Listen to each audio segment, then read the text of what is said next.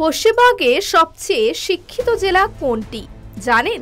2011 সালের গণনা অনুযায়ী উঠে এসেছে একটি অবাক করা তথ্য।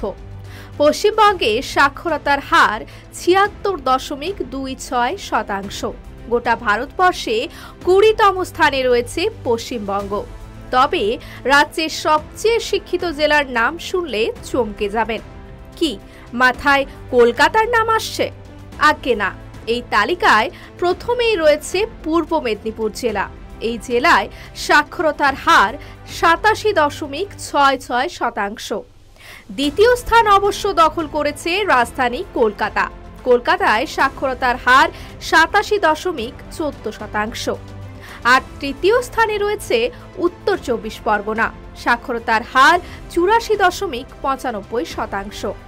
এরপরই রয়েছে দার্জিলিং জেলা। দার্জিলিংয়ে সাক্ষরতার হার 79.92%। দার্জিলিংয়ের পরেই রয়েছে হুগলি জেলা।